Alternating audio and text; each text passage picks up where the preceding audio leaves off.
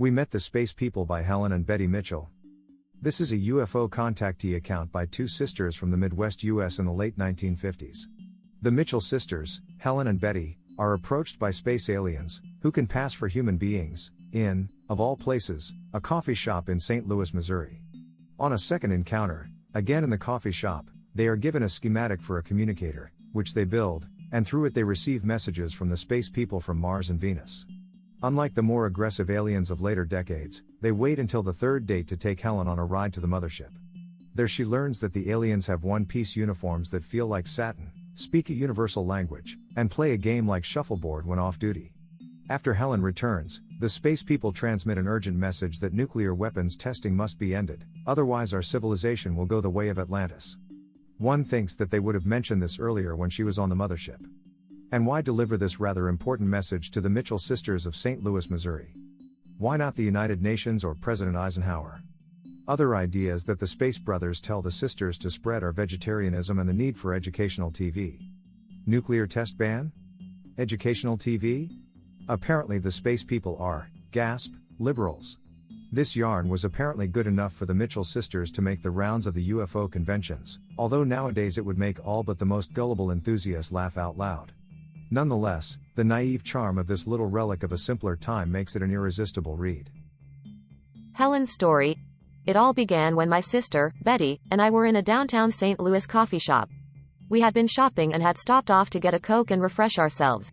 While in the coffee shop we were approached in a very mannerly way by two gentlemen dressed in gray suits, who managed to interrupt into our private conversation. As they spoke to us we found that they were from a huge mothercraft orbiting the planet Earth, and that their names were Ellen and Zelas.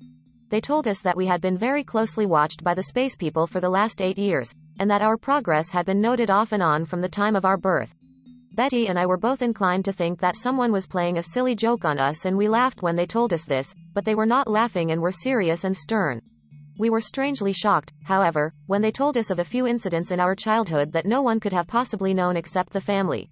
They told us that we had been selected as contacts by the people of space to serve as channels through which they could give certain information to Earth, and that we had been carefully watched, as I stated before. They told us of the reasons why the space people were coming to Earth and that they were here to guide Earth along the lines of brotherhood and science. We were very much amazed at their words, and we noted particularly the kindness and warmth that shone in their eyes. With a single glance from them we seemed to sense the vast wisdom and brotherhood which they must have lived among. After talking with us for a little over 2 hours they left and told us they would contact us again, but it was not until a week later that we were impelled to again return to the same coffee shop. When we entered the door we again saw one of the Space Brothers, and he gave us instructions at that time for building a device whereby we could contact the space people. His instructions were explicit and precise, for he warned us that unless we placed every piece of the device in the proper place we would not be able to contact them with it. We were not allowed to take the drawn diagram of the device with us, but we had to remember it as it was explained to us. When we obtained the proper pieces for the device we constructed it when we returned home, and were happy to find the results were satisfactory. We were amazed when we tuned in on the mothercraft and spoke with the same person we had earlier seen. We were also allowed to speak with the commander of the craft, who at that time was known as Alna. In the following 6 months we spoke many times with the space people through the device, and received much information about their homes, sciences and craft. In November of '57 I was alone in downtown St. Louis on business when I was again contacted by the space people and at their request went with them by automobile into Illinois where we drove to a heavily wooded area. There, I was told, was where they landed when they had business or contacts to make in St. Louis. Settled back behind an old barn was a circular craft that I judged to be approximately 9 feet in height, and about 38 feet in diameter. It had a domed top, but no portholes. The sliding door was open and there was a uniformed operator sitting at the controls. I was nervous although I knew no harm would come for me, and I was visibly shaking, but Zelas only smiled as though to reassure me. The flight to the mother craft took approximately 15 minutes, and I was told the magnetism of the small craft would not affect my watch since it would be balanced by the magnetism of my own body. However, while in the mother craft the magnetism of it caused my watch for stop, and it was demagnetized in a small machine before I left. Inside the mother craft we entered the huge receiving room for the smaller craft. There were many huge machines in this room. And there were also many other uniformed men standing around obviously working upon the machines or moving them about. They glanced at us when we entered, but then returned to their work as before. The hall that we entered was softly lit and was curved both at the ceiling and comers. We entered the first room to the right, which appeared to be a room for relaxing. There were divans and contoured chairs with white upholstering that had a thread or design of a golden hue woven in it. The room was meticulous and vast, and as I stood observing the beauty of it, 3 uniformed men approached us. Their uniforms were of a blue-gray color with a slight metallic look, and I learned the Jodhpur-type boots they wore were actually attached to the uniforms, and were not a separate piece of apparel. The uniforms were soft to the touch and the texture of velvet. I was then introduced to 3 men and learned that one was Alna, the commander of all craft operation upon Earth. Alna spoke with a very heavy accent, and was much darker than any of the others. His skin had a high bronze tint to it, as compared with the lighter complexions of the others. From this room I was shown the control section, where I was told our calls were received when we operated our device. Here they placed a call through to our telephone in St. Louis by adjusting a series of dials, and I was allowed to speak with Betty and tell her that I was with the brothers. I was also shown a scope similar to a television screen, the only difference being this was at a slight elevation on the control counter, instead of standing up at eye level or in a box-type cabinet which our television sets consist of. This scope could obviously reflect any particular building or house that the space people desired to observe, and when I looked at the scope when Alna requested me to do so, I could see the inside areas of my home and could see my sister, mother and the children moving about. It was as though the entire roof had been removed and only the walls remained of the house. When I asked them how this was done, they explained that the first set of vibrations that left the roof were erased and the vibrations of the furniture and people inside were received on the scope, and therefore it appeared as though the instruments in the control section were actually looking through the building. From this room I was shown the control section, where I was told our calls were received when we operated our device.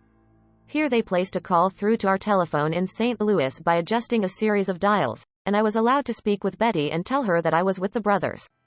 I was also shown a scope similar to a television screen, the only difference being this was at a slight elevation on the control counter, instead of standing up at eye level or in a box-type cabinet which our television sets consist of.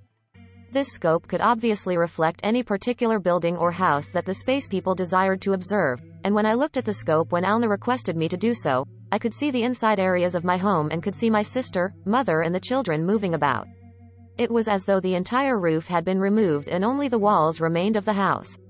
When I asked them how this was done, they explained that the first set of vibrations that left the roof were erased and the vibrations of the furniture and people inside were received on the scope, and therefore it appeared as though the instruments in the control section were actually looking through the building.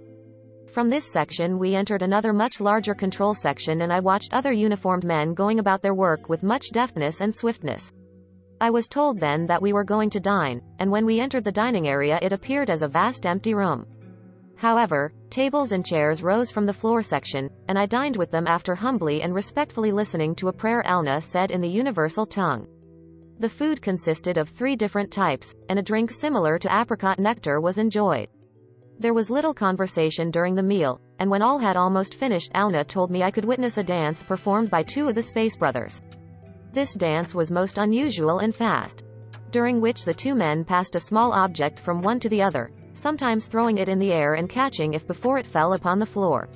I expressed my thanks to Alna for allowing me to see this, and when we left the dining area we moved down the hall to what obviously was an entertainment room where the brothers spent many relaxing hours.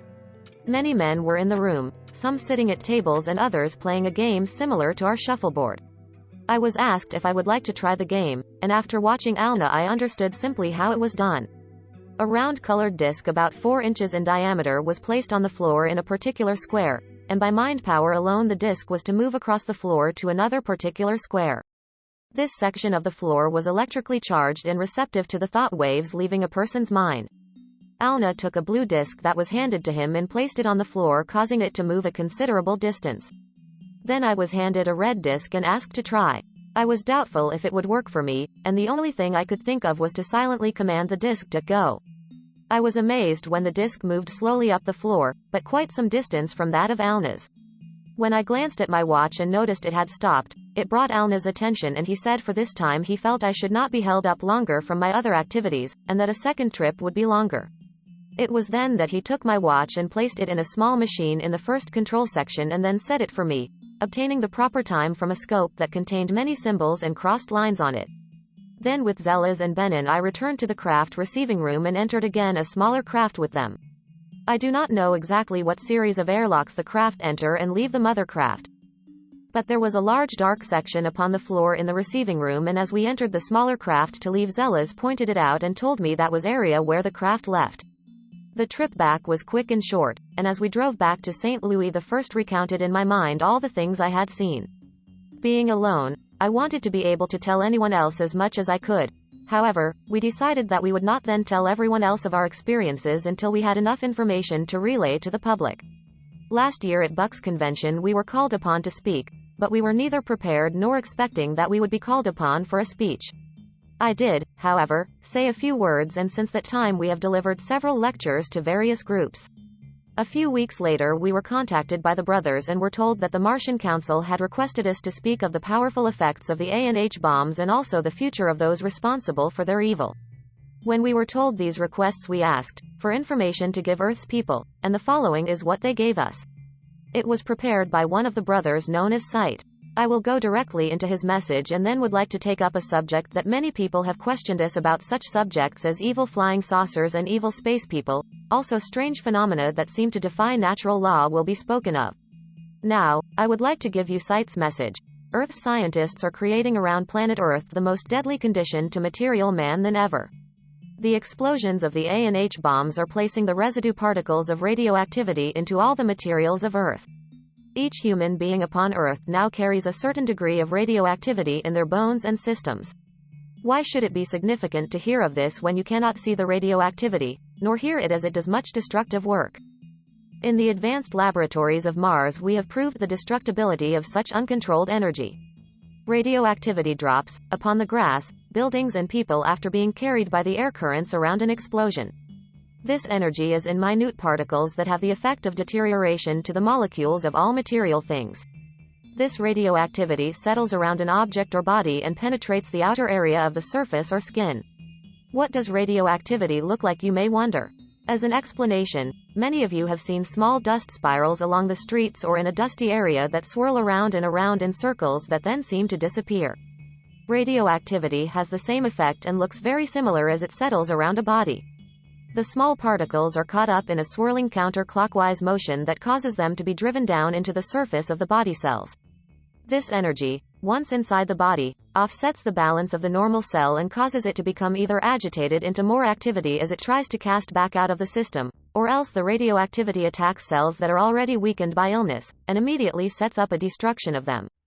When this new activity occurs in a normal cell, a powerful microscope would reveal the atomical structure of the cell as creating a counter-offensive action that is clockwise as compared to the counterclockwise motion of the radioactivity. When this occurs, there is eventually a breaking down of the cell's motion, for as the explosions of the ANH bombs continue, the action of the radioactivity is strengthened by this and overpowers the clockwise motion of the body cells that are attempting to throw off the radioactivity. Thus, the body cells are forced to become activated in the same manner.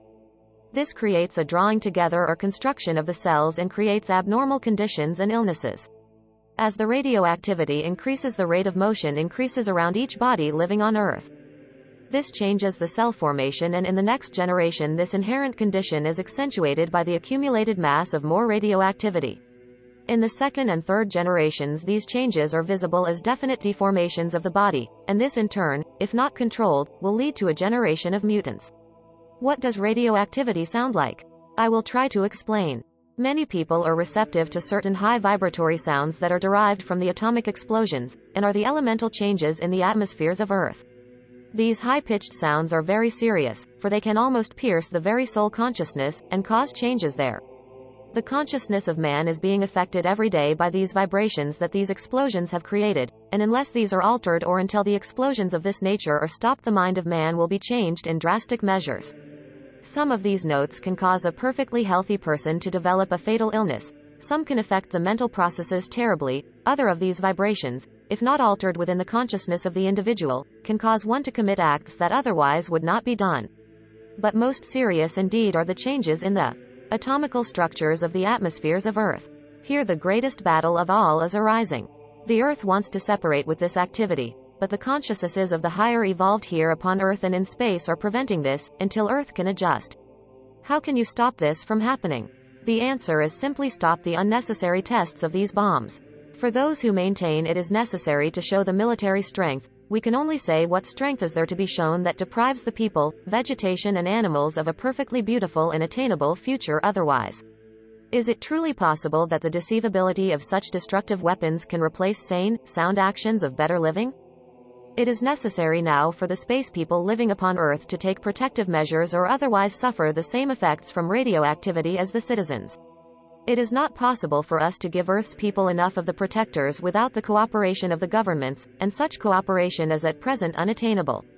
The continuance of these tests are affecting all responsible for them, and if one accepts reincarnation as an answer, it would be definitely seen why no one here or responsible for these tests would want to relive again in mutated bodies of the future generations. If reincarnation be unacceptable to the average person, then the knowledge that these tests are mutating their children and their children's children should be sufficient reason for stopping them. Our warning to Earth is cease your tests and save your future. What the space people are trying to make clear in this message and many others similar to this is that Earth is now in a most perilous situation, and faces self-destruction of humanity. In the 2 years we have contacted the brothers, they have been concerned and talked most frequently about the destructibility of the ANH bomb. Speaking of this destruction, the questions I mentioned earlier come to my mind, and that is concerning the evil flying saucers and evil space people. First, we must consider the evidence presented. There have been saucers that were reported as having a negative effect upon people by burning them or causing nausea, etc. And in some instances there have been cases reported where people have been assaulted by beings that have emerged from some saucers and actually attacked them. The descriptions of these beings have been generally of a small type of people who were unusually crafty or mischievous and who actually grasped people and attempted to drag them into their craft. Where do these beings come from, and why are they entering this system? No doubt most of you will agree there is a tremendous battle going on between the good and the bad, which concerns all thoughts, actions and influences. From thousands of years ago to the present age, this battle between right and wrong has been waged against civilization and has balanced first in favor of the good and righteous, and then turning and swaying in favor of the wicked or evil. This strange course of events has been necessary for certain conditions to prevail upon Earth, so that beneficial results would come about. The devastating bubonic plague that swept Europe in the Dark Ages was indeed a terrible thing and was judged to be just that by the people. But this negative condition actually paved the way for more sanitary conditions. All evil will give way to the good, and all wrong has a right. The space people that have negative qualities about them are coming from farther space systems, although I do not wish to imply that all spacecraft from farther systems is evil. Many of the craft from farther systems are very good and are also trying to help Earth. However, it is only those certain evil systems that we should consider when I say those from a farther system than our own. It is these negative beings who are here for the purpose of actually taking people from Earth to indoctrinate them with their ideas, so they in turn will cause confusion and disturbances upon the planet. The true purpose behind this is to prevent harmony and peace, for they are in alliance with those beings living in Earth, who themselves will be forced to leave Earth when peace and brotherhood is completed. The gains that these negative people obtain from their alliance with those other negatives in Earth is not known by us, but it must be quite profitable for them to engage so actively against the Space Brothers who are trying to help Earth. The Space Brothers who are trying to help Earth have to contend with these craft and beings from other less desirable systems, and also have to contend with the disbelieving masses of people who either do not know of the need for harmony and peace or those who do not want to listen to their urgent requests. The job of the Space Brothers is not easy, for it is necessary to prepare the people of Earth to accept their existence, and also to guide them in proper understanding so that peace and coexistence will be possible. Many people seem to feel that the negative beings are only from planet Earth and consists only of those fallen angels who were cast out of heaven by a supreme command from the Most High. Many can quote the proper passages of the Bible and prove that there are fallen angels living here on Earth, who cause the necessary confusion and evil which we here must live among. There are those intelligences of superior powers whom we would call fallen angels living in Earth, but it is not wholly from them that the evil or bad flying saucers come. As you look up into the sky at night, you see multitudes of stars, planets and suns moving on in beautiful orbits.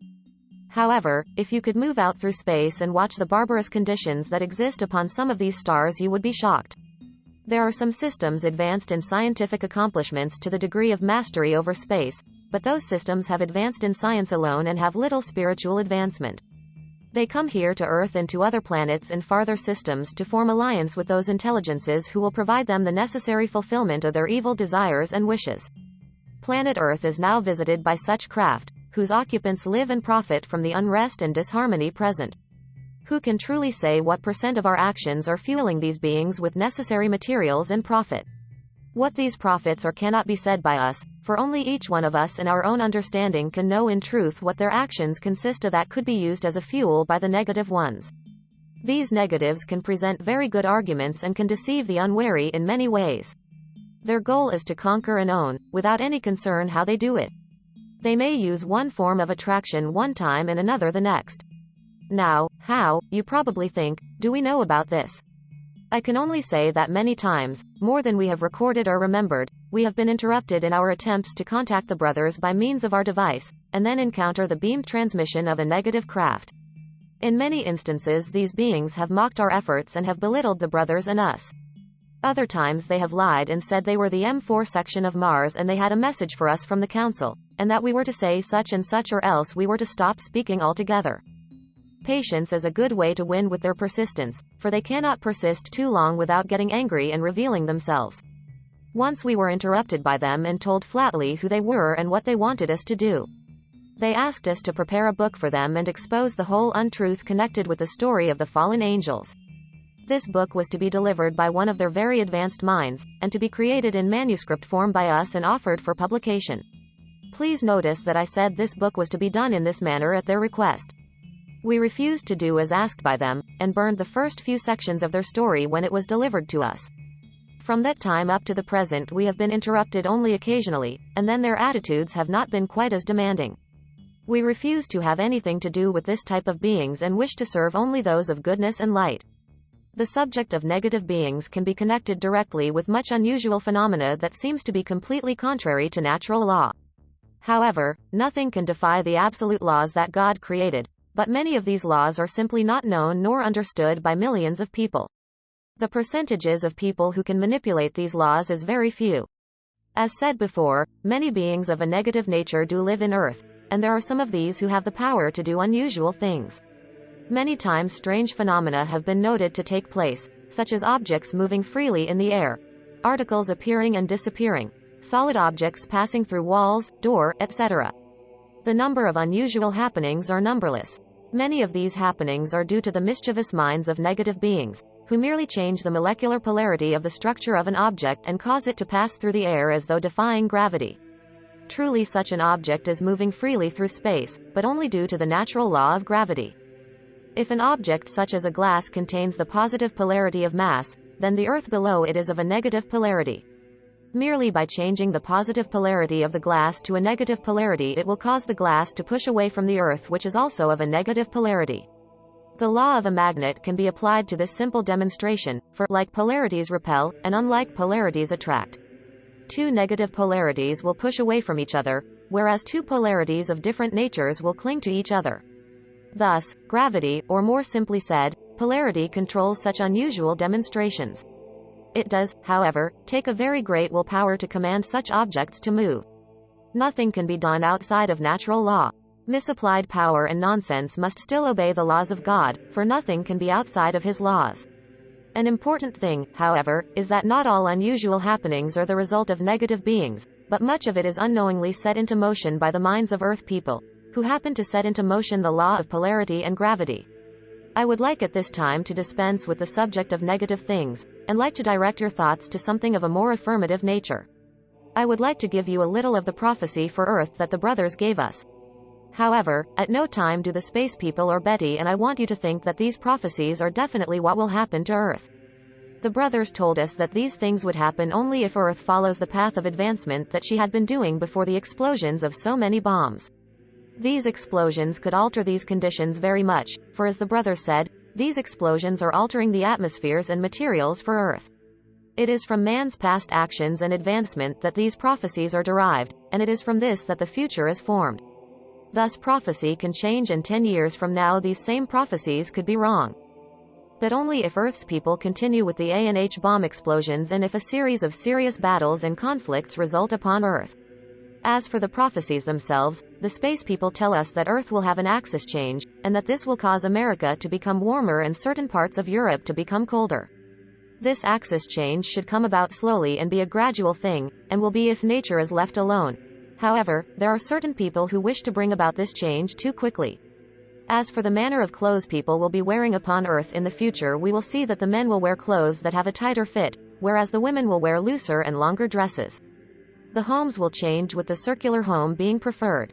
There will be a screened dome top to the homes, which will open to let in the air.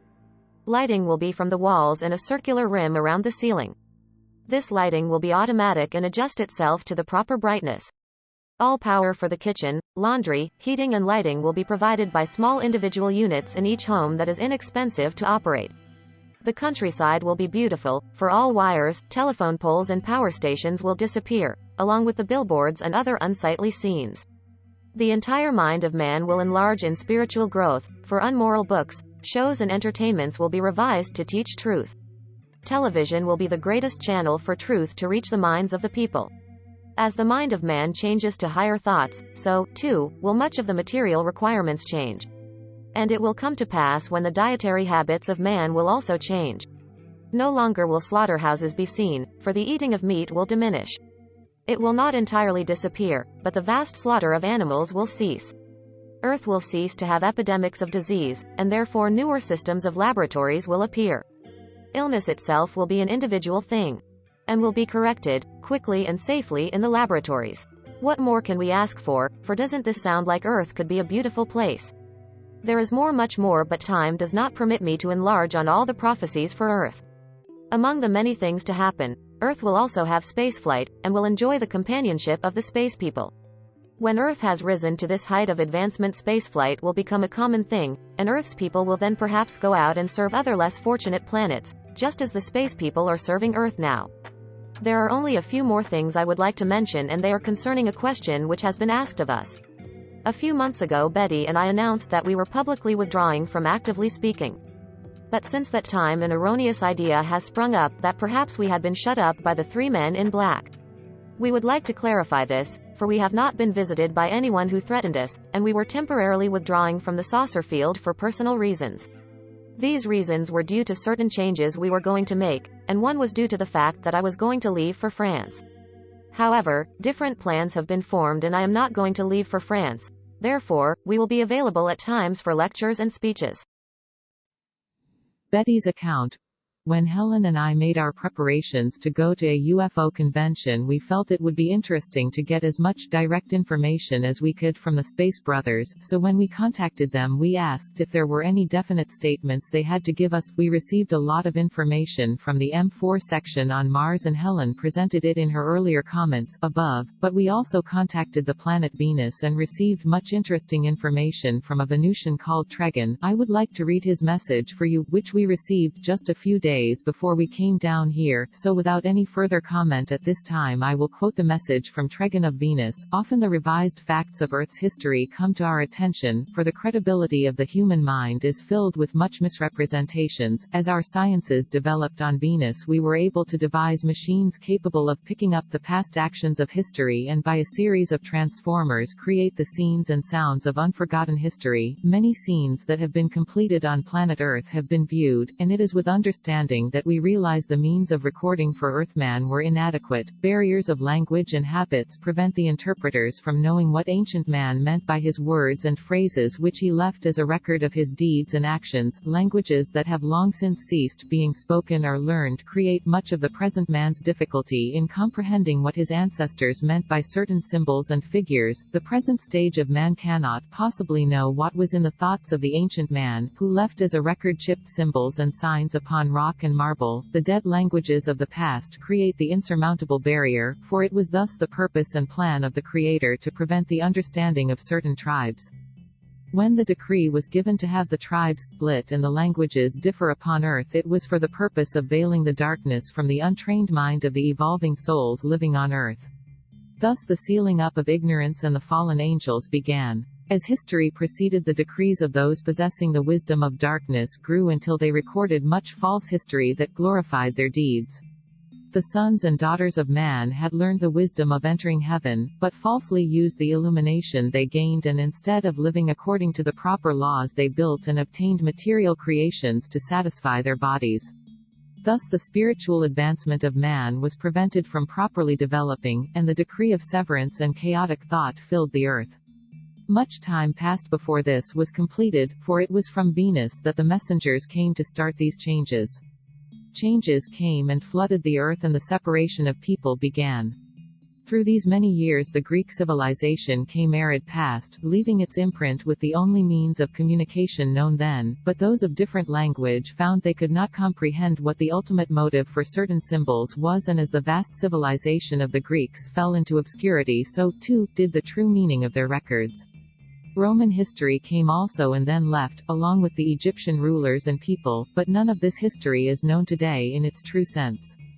The language barriers are definite and profoundly confusing to the minds of man who tries to surmount them.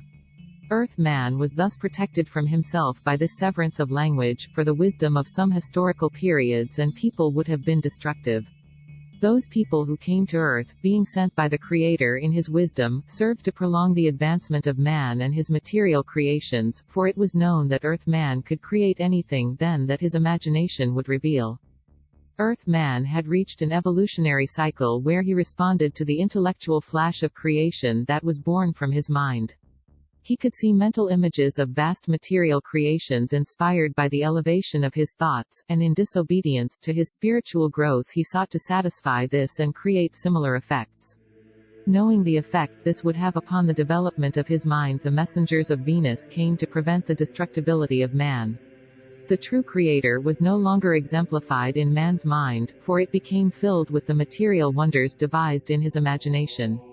The centuries of advancement that Venus had, before Earth knew the trend of man's feet, placed her people in a position to see the evil that Earth was committing. Those wicked people who, during the rise of Earth's own civilizations, had been cast down to Earth were creating monarchies of slavery of Earthman. This time in Earth's history was during the Atlantean period, and the separation of Earthmen's minds was decreed to take place. Those from Venus came, and gave warning to the faithful of Earth, who, unlike the other Atlanteans, followed the laws of the Most High. The story of a man called Noah, in your holy book, was one of the faithful who survived this cleansing of Earth. Those unfaithful of Earth who followed the fallen angels were deprived of their powers to control by the division of the universal tongue. No longer could one language be understood by another, for the different ones of faith who were saved created various dialects and interpretations at the guidance of the messengers. As a means of preserving their might and power, the Atlanteans wrote upon stone tablets and inlaid their writings in marble slabs, thinking men in the future would look upon his recordings and wonder at their power. Now, their magnificent temples and homes lay beneath the ocean in obscurity, lost forever to the minds of man. The tongues of the earth are many and varied, for not even two people of the same tongue use exactly the same phrases. It is possible for those of the same tongue to understand each other's ideas and words, but when one interprets the language of another into their language, some of the true meaning is lost. This is the diversion of the tribes of man as decreed by the Creator. In the age of the Atlanteans, the evils of Earth were multiplied by the evil ones who fled from the exploded planet called Lucifer, and who created the same evil on Earth as they had created on their planet. False worships grew and multiplied on Earth at their direction, and the fallen angels of Lucifer lead astray many of Earth's inhabitants. Seeing this, the wise ones of Venus came to Earth in their craft. Earthmen called these craft fiery chariots, and a wheel inside a wheel. Another name given to the craft of Venus by Earthmen has been a cloud. The years of Atlantis saw a growth of intelligent comprehension in man, and it was through this growth that man's eyes became open to the evils around him. He no longer lived in a world of innocence and obedience, but the people began to follow the evil influences that the fallen ones of heaven had brought with them. Earth was then polluted, and as a new cycle of change in the heavens began, the wise ones of Venus came to Earth to warn all to repent, but many did not follow their guidance.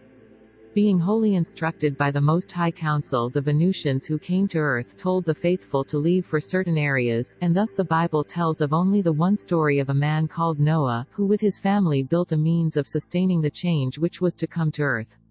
The wicked and evil ones died in the axis change and cataclysms that occurred, while the faithful were saved by proper warning according to the order of the Most High. Again now, we watch Earth follow the path of Atlantis. Terrible releasing of energy in bombs is making your Earth a place of dissolution.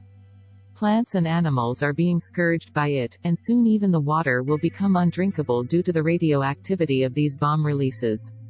Our help can only come after a certain length of time has elapsed from the one cataclysm to the next.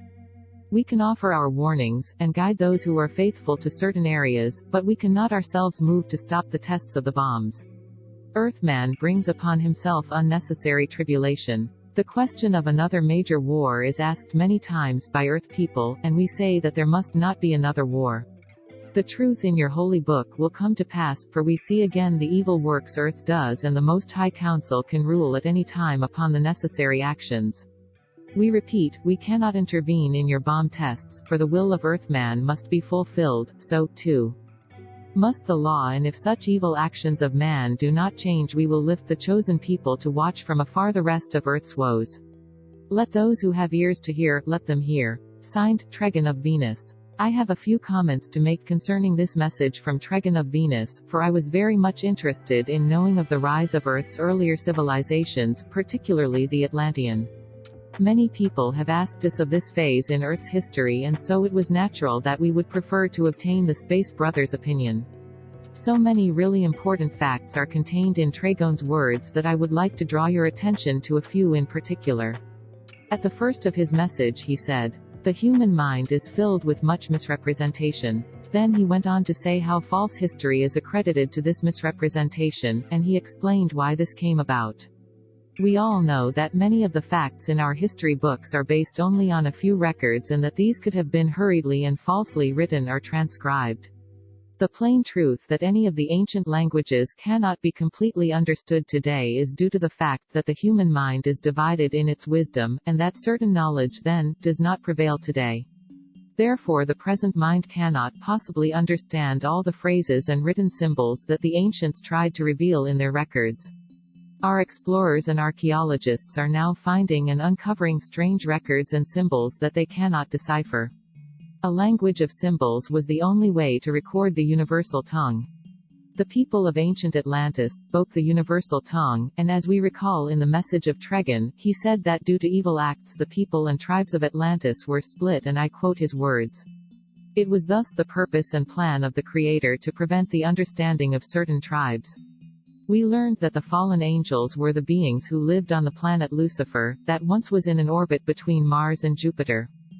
And that these evil beings fell to Earth after refusing to accept the word of the Most High Council.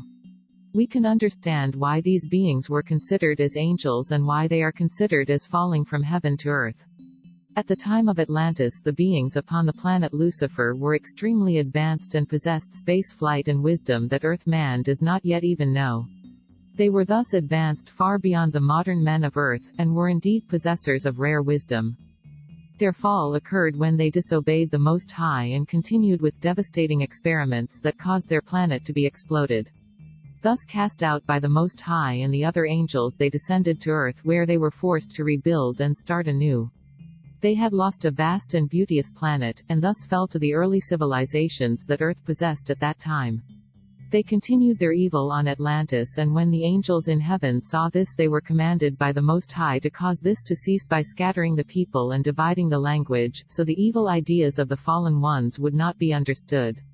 When the messengers from Venus arrived to start the work of the Most High, Tregon tells us that the sealing up of ignorance and fallen angels began. Since the space people of Venus did instruct and guide the faithful people of Earth to sacred places where they would be safe when certain changes took place, we know that they will again do this at the proper time.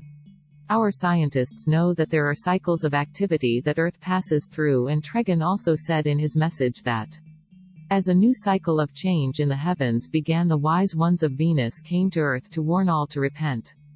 The people of Venus knew of the inevitable axis change that was to bring a flood and cataclysms to Earth. The faithful were warned, and only those who were full of obedience to the Most High received the warnings and instructions. Thus Earth was cleansed, and the evil ones with their records and language sank with Atlantis and other continents, while the faithful were saved. We find the space people are now prepared to again warn those who are faithful and to show them sacred ground to go to, also to lift them from the face of Earth itself and protect them from the radioactivity and evil of those who do not follow the laws of the Most High. Our space brother has said, "Let those who have ears to hear, let them hear." Tregan has told us that the evil of Earth will continue until the planets and oceans are radioactive unless Earthman puts a stop to this evil. The space people cannot intervene, nor cause all the A and H bombs to become inactive, for they, too, are held in a certain status until the time comes when the Most High issues a decree of action for Earth.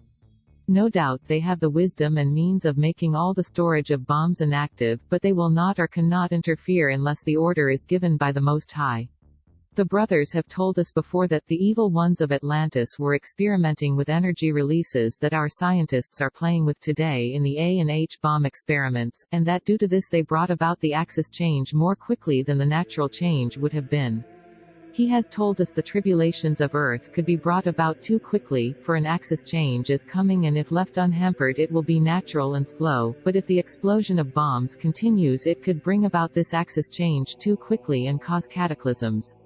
Many times the enthusiast asks us, why don't the space people just come down and take over? Earth would be better off. But Tregan has answered that question, and until Earth is again ready for the natural axis change they will only issue warnings and perhaps take the faithful up to the far heavens where they will wait the final cleansing of Earth's surface. The problem of flying saucers has become very deeply interwoven with the fate of Earth, and none who investigates the phenomena can come out of it without sensing the complexity of the solution. No one can give a definite account of all the space people's purposes, but we can share the information we do get and piece together the intricate puzzle of what they are, why they come to Earth, and how Earth is being benefited by them. To the faithful who keep the laws of the Most High we can only phrase the words that so often come to our minds. Rejoice. And be exceedingly glad, for great is your reward in heaven.